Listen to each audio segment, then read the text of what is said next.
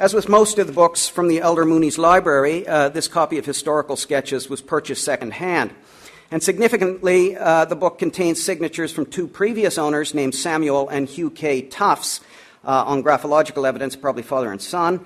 Originally from Ulster, the New Brunswick Tufts family formed part of the United Empire Loyalist migration, and the first owner of the book in either case would have been at least 60 years old when it was purchased, according to the New Brunswick Archives.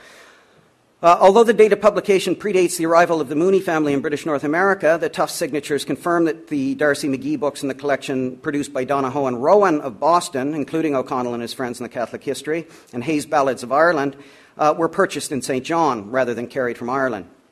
From the perspective of McGee studies, the Hayes Ballads are interesting in that of the 68 poets included, McGee is afforded the most space, with 36 of his poems reproduced, more even than James Clarence Mangan and Thomas Moore. In fact, the book is the most substantial collection of McGee's verse to appear before the Montreal Lovell edition of the Canadian Ballads that reprinted many of the same poems in 1858. I think that should be a Sadler edition rather than Lovell.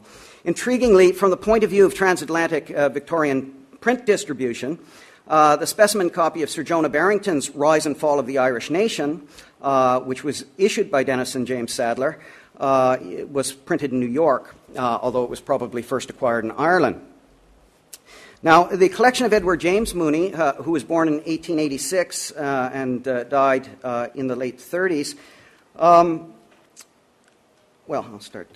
much more information about Edward Mooney survives than is the case for the earlier members of his family.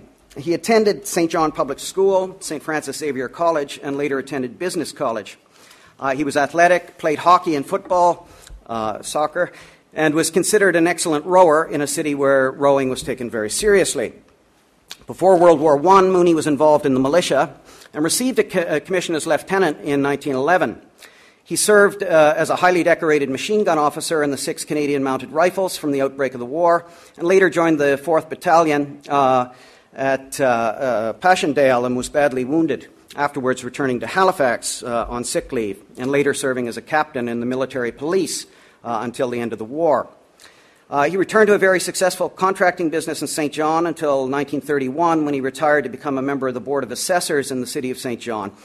He was a member of the Canadian Club and vice president of the Canadian Cavalry Association and of the New Brunswick Historical Society. Not surprisingly, over the course of his life, Edward acquired more than half of the books that survive from the Mooney collection.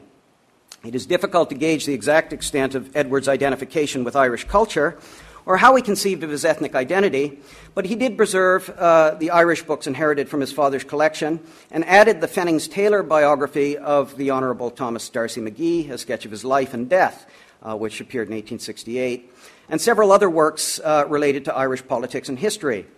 Edward's childish signature also appears on the inside cover copy of Mary Ann Sadler's edition of the Poems of Thomas Darcy McGee, a Mooney family book that had at one time been part of a collection of the Portland, New Brunswick St. Aloysius Association. But aside from the McGee poems and the Hayes anthology, poetry does not form a substantial part of the Mooney materials, although an elaborate young adult signature over the head of the preface of the McGee poems provides some evidence that Edward returned to the book after childhood, and the state of the book indicates that it was well thumbed by someone. In early life, Edward appears to have been especially interested in British military and imperial history. This interest was warm enough to tempt him to retain, not to say pinch, St. John High School copy of William Collier's very widely circulated History of the British Empire, used in schools across Canada and elsewhere in the Empire for more than 30 years, although Collier's literary value is disputable. In his youth, Edward also owned a copy of the Great Battles of the British Army, an illustrated patriotic history issued in London by George Rutledge sometime in the 1890s. A more interesting Mooney book is Edward's copy of poet and Liberal Speaker of the Canadian House of Commons, Sir James David Edgar, or Sir James David Edgar's Cavaliers and Roundheads, or Stories of the Great Civil War, first published in 1888. Although the book was published with the Toronto imprint of George Maclean Rose House, it was printed by the Ballantine Press in Edinburgh, a house that specialized in romantic adventure stories for youth. Although the Canadian version is now rare, the London Frederick Warne edition of Edgar's book had a very large sale in Britain and stayed in print for 20 years or more. Although Cavaliers is generous to the Puritans and gives a sympathetic portrait of Cromwell, its general tone is royalist and monarchist. It is a very engaging book, well written and full of incident, and provides another example of the seldom remarked Canadian contribution to British and imperial popular culture during the later Victorian period. Seems to have been a favorite of Edward Mooney, who kept it into adulthood, placing a copy of his bookplate in the book in the late 1920s or early 1930s. It is also possible that he had it with him when he was overseas during the war, as he affixed an account of the execution of Charles I, taken from the July 4th, 1916 edition of the Times, into the back of the book. Edgar's book is not the only Mooney-related item that can be classed as juvenile historical romance.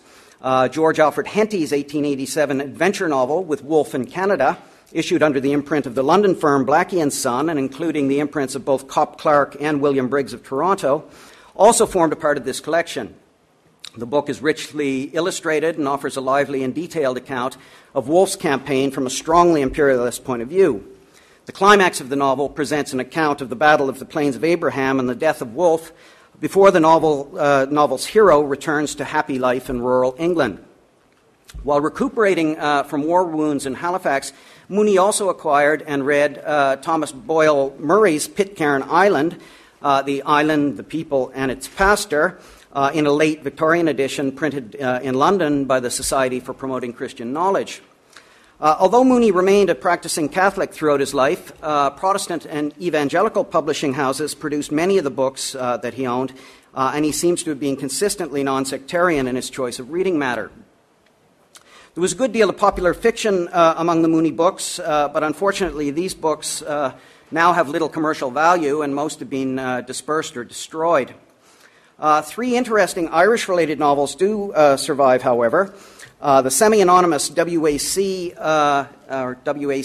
Tim Doolin, The Irish Emigrant, which was published in 1869, Thomas Fonen's The Young Hussar, or Lady Iris's Adventure, and J.A. O'Reilly's The Last Sentinel of Castle Hill, published in 1916.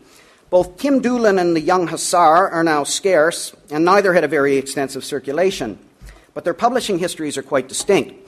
Tim Doolin, published in London by the Protestant religious press S.W. Partridge, chronicles the life of an emigrant family from Ireland who experience anti-Irish prejudice in the United States before removing to Canada, where they prosper as happy subjects of Queen Victoria.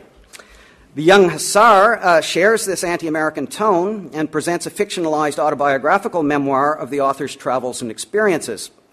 Thomas Fonen was an Irish Catholic Canadian ex-soldier who emigrated to Picton, Ontario, after having served in Malta, the Crimea, Quebec, and Jamaica. Fonen's first book, also part of the Mooney Library, was his fascinating autobiography, Life of a British Soldier, self-published in 1879 using the Toronto Hunter Rose Press and dedicated to the Marquess of Lorne, the widely popular Governor-General of Canada. That book, he retained the copyrights and distributed it himself. The book includes a long section dealing with Ireland during the 1847 famine period and is especially valuable for its documentation of Catholic sentiment in the army during this critical period.